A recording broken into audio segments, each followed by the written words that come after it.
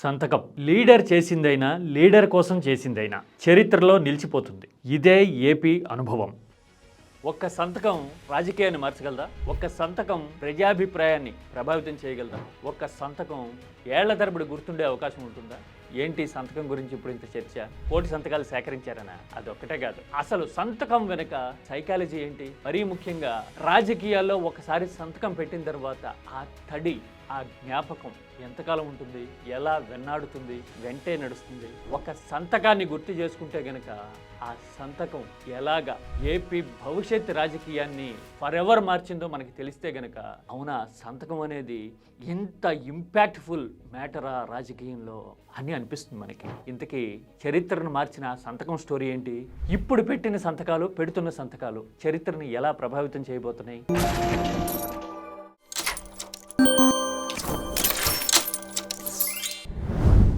సంతకం అంటే అంగీకారం, ఆమోదయోగ్యం, నేను మీకోసం ఉన్నాను అనే భరోసా. అది ఇండివిజువల్ స్థాయిలో అయినా నాయకుడి స్థాయిలో అయినా, బోత్ ద వేస్. అంతే కదా. ఇప్పుడు కోటి సంతకాల వెనుక ఇదే సైకాలజీ ఉంది. ఉన్నట్టుండి వచ్చిన ఆలోచన ఇది, వారం రోజుల్లోనో 10 రోజుల్లోనో మర్చిపోయే విషయం ఇది అనుకోవడానికి లేదు. ఎందుకు అంటే ఎన్నికలు జరిగి 1.5 ఏడాది మాత్రమే పూర్తయిన టైంలో ఇచ్చిన ఒక పిలుపు కోటి సంతకాల సేకరణ, కోటి మందిని ఏకం చేసి సంతకాలు పెట్టేలాగా చేసింది అంటే రాష్ట్ర వ్యాప్తంగా ఆ ప్రభావం ఎంత లోతుగా పడుతుంది. కోటి సంతకాలంటే అందాజుగా లెక్కేద్దాం. 175 నియోజకవర్గాలంటే 40 నుంచి 60 వేల మంది ప్రతి నియోజకవర్గంలో పెట్టుంటారేమో కదా, ఆన్ అన్ యావరేజ్. హెచ్చు తగ్గులు కొంచెం ఉండుండొచ్చు, అంతే కదా.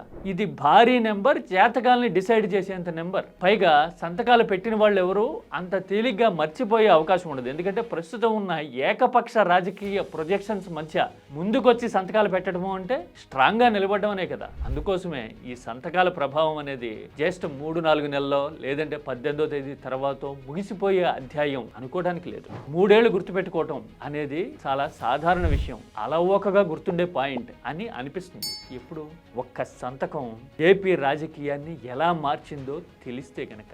అవునా, సంతకం మార్చిందా ఏపీ రాజకీయాన్ని? ఎప్పుడు, ఎలా? ఒక్క 20 ఏళ్ళు అంతకంటే ఎక్కువ వెనక్కి వెళ్దాం.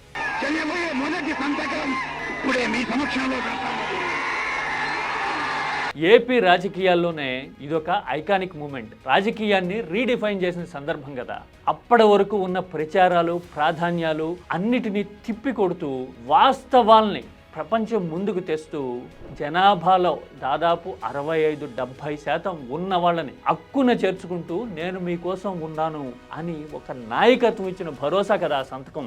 అప్పటి వరకు ఉన్న ప్రాధాన్యాలను మార్చడం అంటే అప్పటి వరకు రకరకాల ప్రచారాలు, రంగురంగుల బొమ్మలు, గ్రాఫిక్స్ చూపిస్తున్న టైంలో రైతుల గుండె చప్పుడు వినాలి, రైతుల కోసం పనిచేయాలి, రైతులే ఈ రాష్ట్రానికి వెన్నెముక అని చూపించిన సందర్భం ఆ వర్గాల్లో కాన్ఫిడెన్స్ని, ఆత్మస్థైర్యాన్ని, ధైర్యాన్ని నింపిన సిచ్యువేషన్ కదా అది. ఆ తర్వాత రాజకీయం మొత్తాన్ని ఆ ఒక్క సంతకమే కదా శాసించింది. ఎలాగా?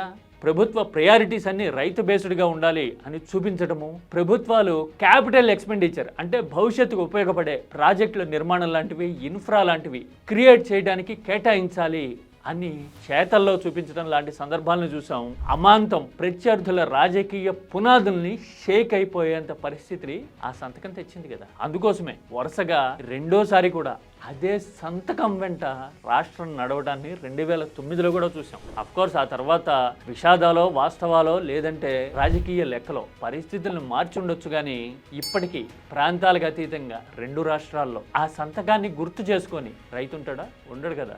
ఇప్పటికీ వ్యవసాయం అంటే, సాగంటే, అండగా నిలవడం అంటే ఆ సంతకం గుర్తొస్తుంది, తలపాగా పంచగట్టు కనపడతాయి కదా. అంటే ఒక్క సంతకం చరిత్రని ఎలా మార్చింది, రాజకీయాన్ని అమాంతం ఎలా తిరగేసింది, ప్రత్యర్థుల భవిష్యత్తుని ఎలా శాసించింది అనేది చూపించింది.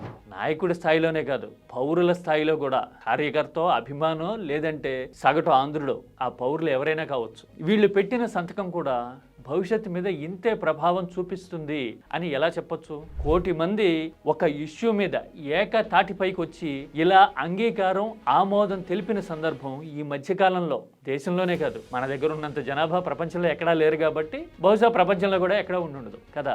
మరి కోటి మంది అప్పట్లోనే చెప్పారు ఇదే మా విధానం అని నేరుగా ప్రకటించడానికి, not only in the matter of medical colleges, in all aspects ప్రకటించడానికి బహుశా ఇదొక పునాది, ఇదొక మ్యాండేట్, ఇదొక రక్షరేఖ అవుతుందా అనే అభిప్రాయం ఇప్పుడు చాలా మందిలో ఉంది. అందుకోసమే ఈ 1,000,000 సంతకాలని ప్రజా ఉద్యమం అని సగం మందికి పైగా ఆంధ్రలో ఓపెన్ గా అంటూ ఉంటే ఒక సెక్షన్ ఆఫ్ మీడియా ఈ విషయాన్ని కనీసం చెప్పడానికి కూడా జంకే పరిస్థితులు ఏపీలో కనపడుతున్నాయి. ఈ ఇంపాక్ట్ ఏ స్థాయిలో ఉంది అని చెప్పడానికి ఒక్క ఉదాహరణ చాలు. అదేంటో తెలుసా?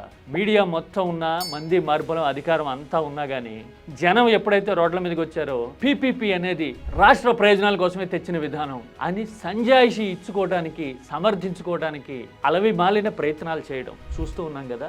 ఇదిగో ఇదే ఇందులో చెప్పిన లాజిక్ కూడా చూడండి. పార్లమెంటు స్థాయి సంఘం చెప్పింది అని ఈ నిర్ణయం తీసుకున్నాం అన్నారు కదా. పార్లమెంటు స్థాయి సంఘం చెప్పింది అని మన ఈనాడు ఎప్పుడు రాసింది? 2 రోజులు అవుతుందేమో, అంతే కదా. కానీ మెడికల్ కాలేజీలని పీపీపీ పద్ధతిలో ప్రైవేట్గా అప్పగించాలని ఎప్పుడు నిర్ణయం తీసుకున్నాం? అధికారంలోకి రాగానే తీసుకున్నాం కదా. అందుకోసమే కదా పులివెందులో సీట్లు అక్కర్లేదు అని మెడికల్ కౌన్సిల్కి రాశాం కదా. ఆ తర్వాత అధికారికంగా నిర్ణయం ప్రకటించాం కదా. మరి 18 నెలల కిందటే, అంతకంటే ఎక్కువ, మనం తీసుకున్న నిర్ణయానికి పార్లమెంటు స్థాయి సంఘం సిఫార్సులే కారణము అని చెప్పే పరిస్థితిలో ఉన్నాము అంటే ఏదో రకంగా సమర్థించుకోవడానికి ఆపసోపాలు పడాల్సిన పరిస్థితి వచ్చేసిందా? This is all because of that సంతకం అని అనిపిస్తూ ఉంది. మీరేమంటారు? పచ్చబొట్టు చెరిగిపోదులే అన్నట్టు కొన్ని సంతకాలు అంత తేలిగ్గా చెరిగిపోవు కదా.